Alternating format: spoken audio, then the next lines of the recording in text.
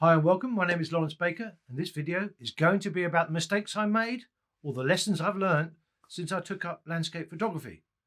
The first thing I learned was this: always plan. There's nothing wrong with going to the obvious sites, there's nothing wrong with wandering around and finding sites. But once you found a site, decide what time of year would be best, i.e. where do you want the sun, what time of day, do you need drama in the sky, does the tide need to be in or out, visualize the shot. And once you've got all that information together, put it into a calendar app as a date. So you know, let's say for the first week in April, that particular location will be good. So you find the right conditions, weather, etc. When it's all ready, pick up your bag and go. That way you'll always expand your portfolio. You won't stay in the same place. If you want the same shots like everyone else, go to the same places, take the same shots, and stand there with your ND grads and your F16s. You won't do anything original. And people will just recognize it's not original. You need to be original. You need to be thinking out the box all the time. The second thing I learned was this: you don't always need a tripod.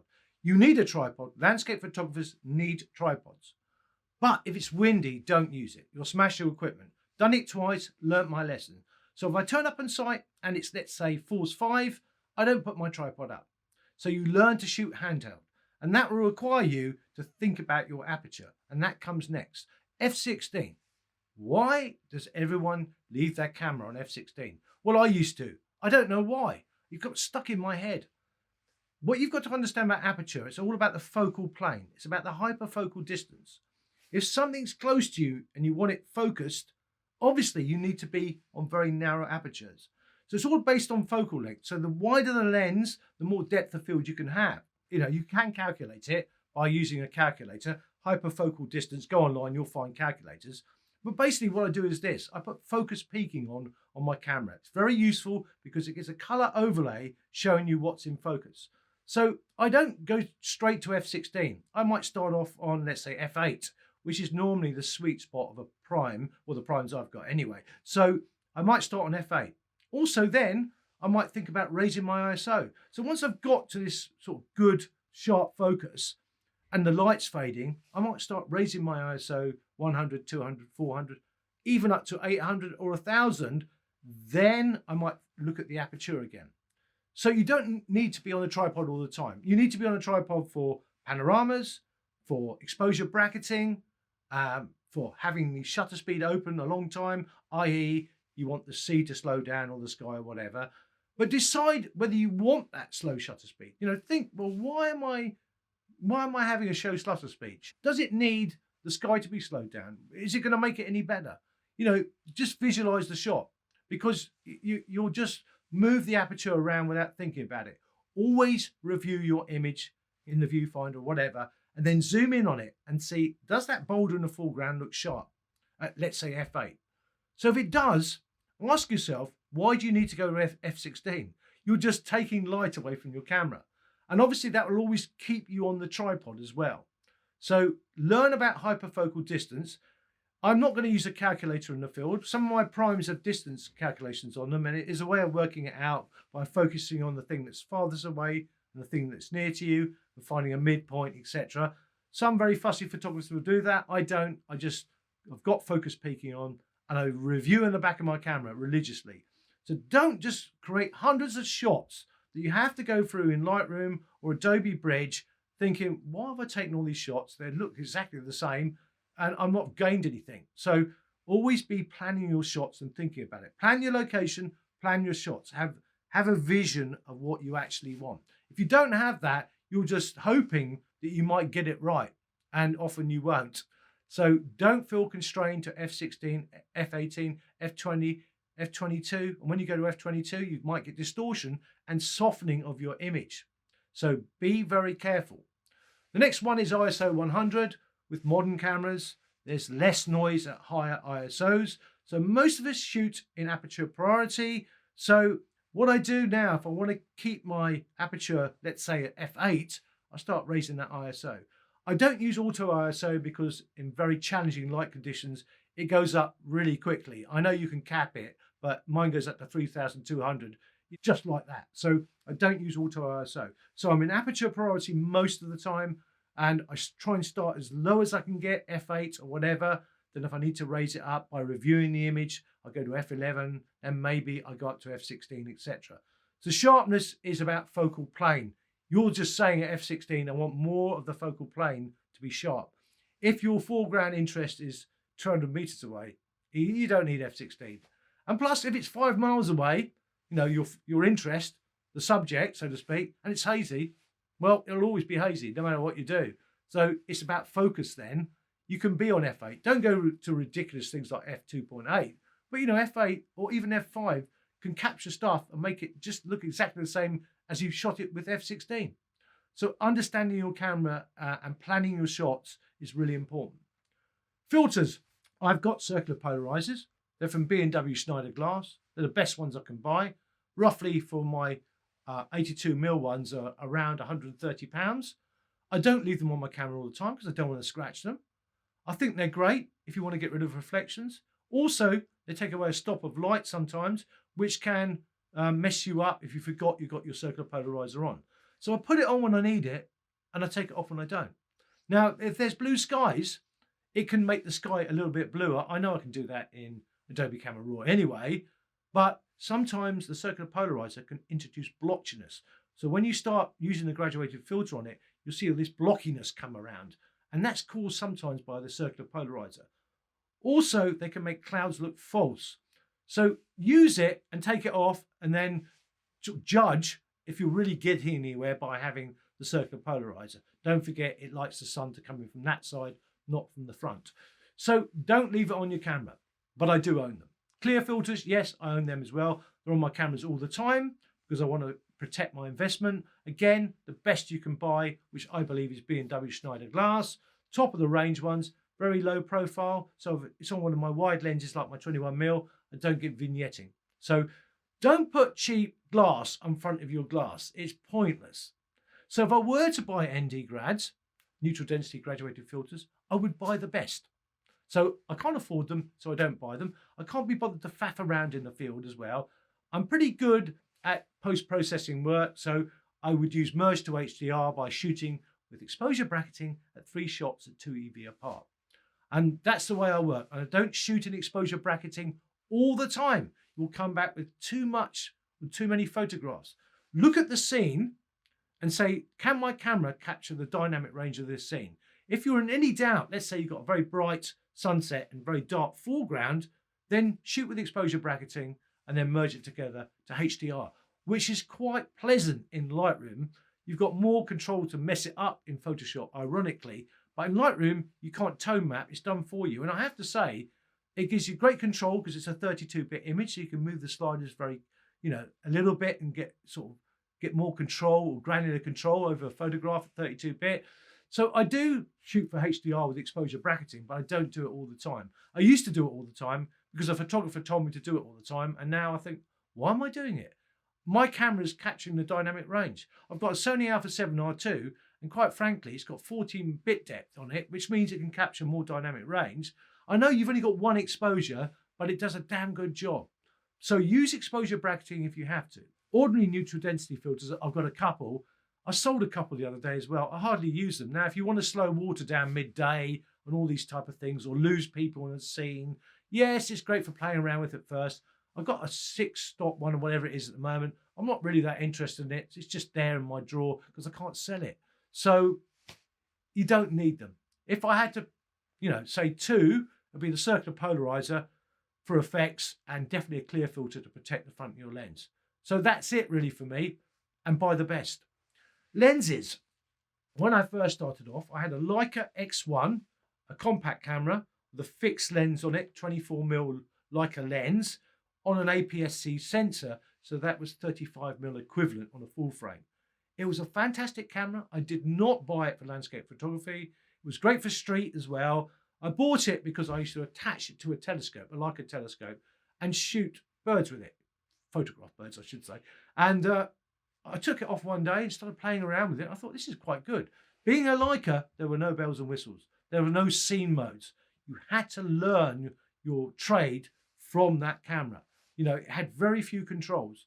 Whereas you buy a Japanese camera, even the really good ones, they come with so much junk on them that you don't need. Scene selections, for sunset or fireworks, whatever. Really, what you need to learn on is a really good compact camera.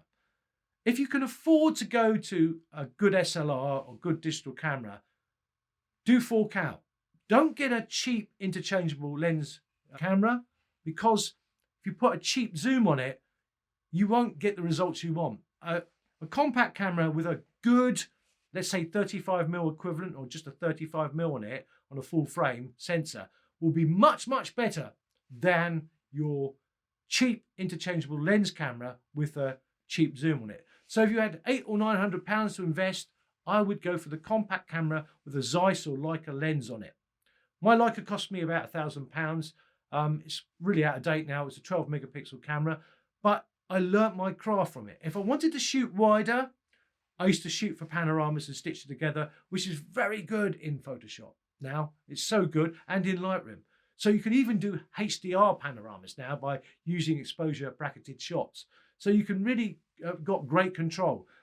You feel restricted at first, but once you understand your camera, you have to compose well with these fixed lens cameras.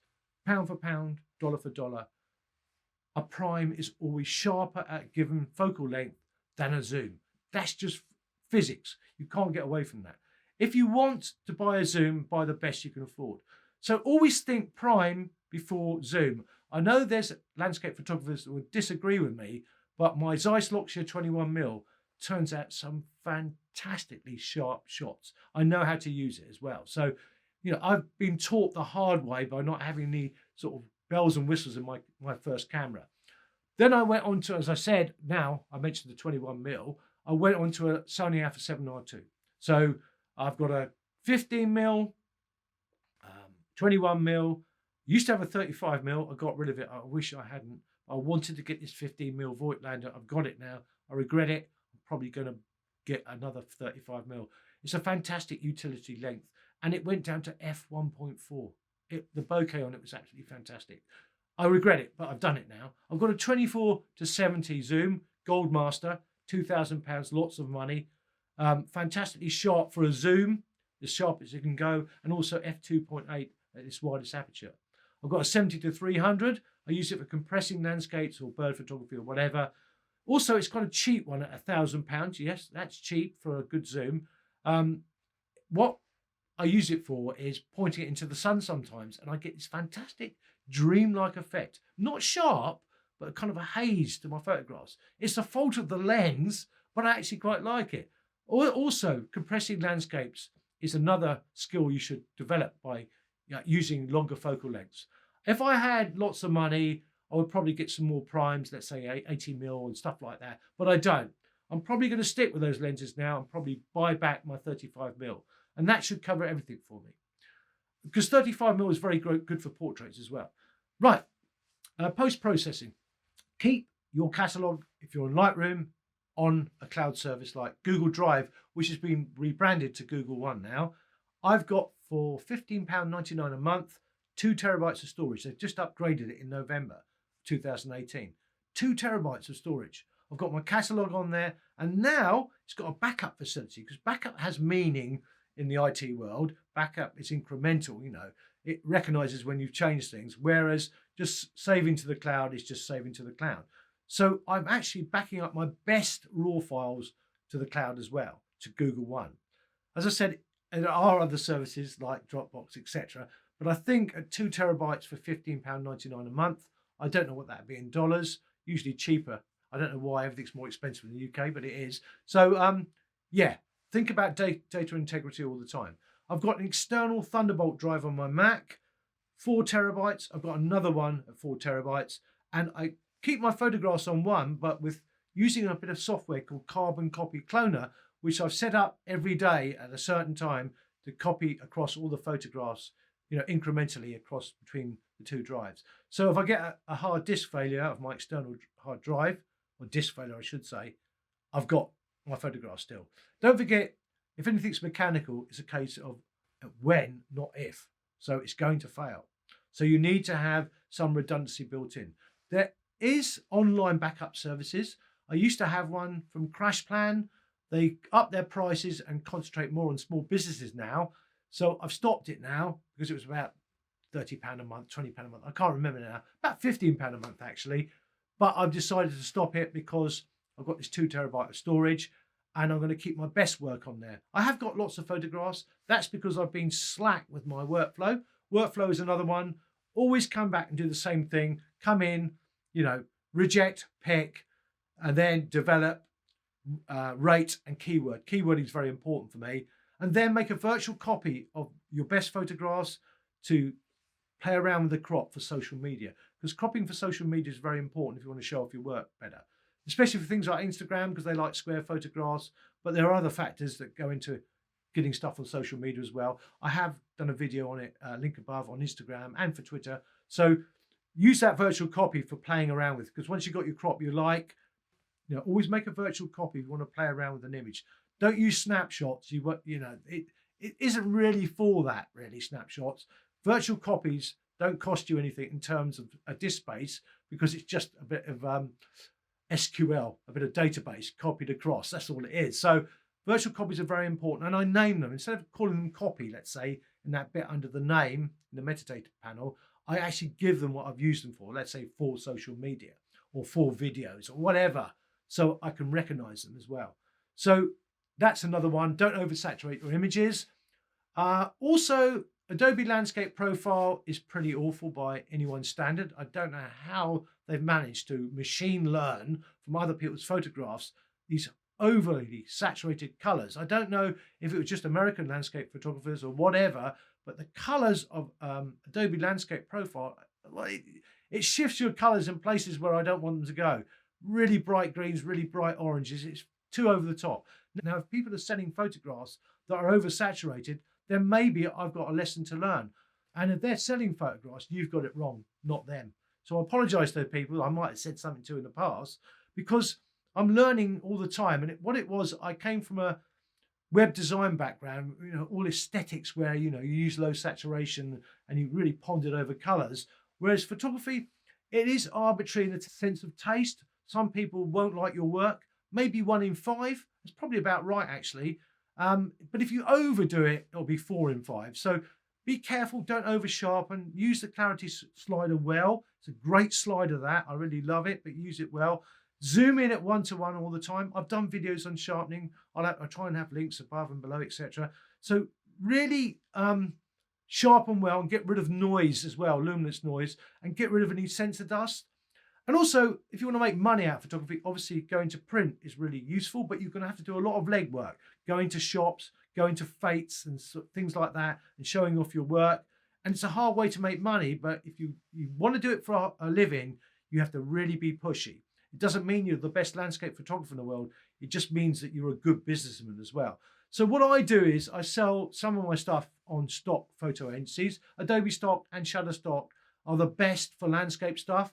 So what I do is I go to these landmarks that are obvious. I live in a tourist location on the Isle of Wight off the south coast of England. So I go to the Needles, which is a very famous place. I photograph it in the middle of the day. Harsh light, oh dear. Probably put my polarizer on to make the sky look a bit blue. Make sure it's sharp as a tack. Put it onto Shutterstock and Adobe Stock, and I guarantee you they will sell, because hotels and people like that, travel companies, need clear, midday, or let's say good quality sharp photographs with a strong subject.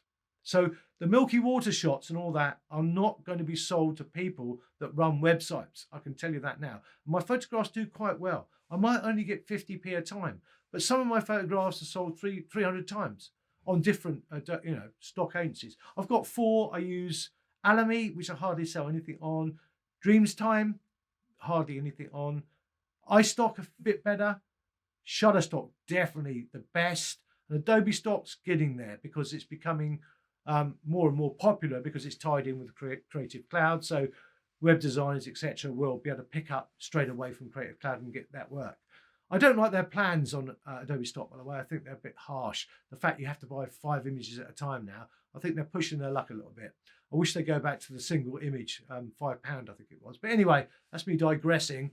So post-processing, data integrity, you don't need to go into Photoshop. Sharpening in Adobe Camera Raw is fantastic, providing you don't overdo it. I've done a video on it. It's something that people often get wrong. They don't understand what it's all about. There's nothing else really I could go into. It's all about taste, really, whatever you like. You'll learn to move the sliders in the way you like. I think the develop module in Adobe Camera Raw is so straightforward. You don't really have to sort of go into any detail. Where the skills come for me is the planning for the shots you're going to take. So when you're out in the field, you've got a vision of what you want. So you're not just shooting thousands of shots because you're in exposure bracketing on f/16 all the time and not going anywhere because you're just taking the same shot over and over again. So understand these things and don't use a tripod in the wind. And also really think hard about your first purchases, where you want to go. Primes are better than zooms. Always take that into account. Is a £400 interchangeable lens camera better than a £1,000 compact, let's say, with a very good prime lens on it? So if you might buy a £1,000 interchangeable lens camera, digital camera, you're kind of hovering on what I call the hobby end of stuff. If you want to really good, start off with a very good compact with a prime on it. Then go for the very expensive one when you can afford it.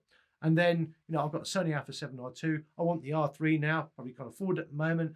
And then choose your lenses well. Primes are always better than zooms, so they should be your first port of call. I hope you got something from this. I've not rambled on too much. It's just I've learned a hell of a lot in 6 years.